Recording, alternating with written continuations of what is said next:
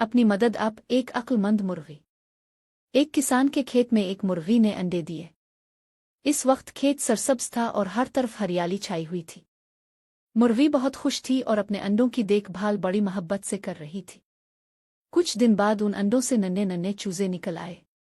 मुर्गी अपनी औलाद से बेहद मोहब्बत करती थी और हमेशा उनकी हिफाजत का ख्याल रखती थी।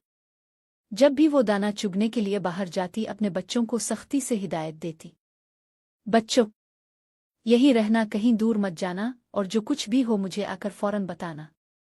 चूजे अपनी माँ की बात मानते और जो भी कुछ देखते सुनते शाम को माँ को आकर बताते।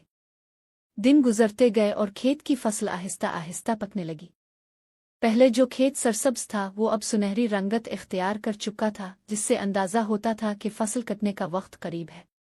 एक दिन किसान की फसल मुकम्मल तौर पर पक गई। इसने अपने तमाम रिश्तेदारों को बुलाने का फैसला किया ताकि मिलकर फसल काट सके। शाम को जब मुर्गी वापस आई तो चूजों ने डरते हुए बताया, मां, किसान ने सबको बुला लिया है, कल खेत कट जाएगा और हम मुसीबत में पड़ जाएंगे। मुर्गी मुस्कुराई और कहा, फिक्र मत करो, ये खेत अभी नहीं कटेगा। अगले दिन किसान के रिश्तेदारों में से कोई न आया और फसल वैसे की वैसे खड़ी रही। दिन गुजरते गए और रोज ही किसान किसी न किसी को बुलाता, लेकिन कोई मदद के लिए न आता। चूजे हर दिन परेशान होकर माँ को बताते, मगर मुर्गी हमेशा तसल्ली देती, घबराओ मत, ये खेत अभी नहीं कटेगा। फिर एक दिन किसान ने अपने बेटे से कहा, बेटा, हम रोज दूसरों को बुलाते हैं मगर कोई नहीं आता, अब हम खुद ही अपनी फसल काटेंगे।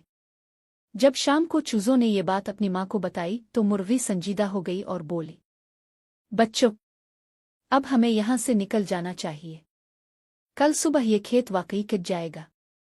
अगली सुबह जब किसान और उसका बेटा फसल काटने लगे तभी उनके रिश्तेदार भी आ गए जो पहले कई दिनों से आने का वादा कर रहे थे।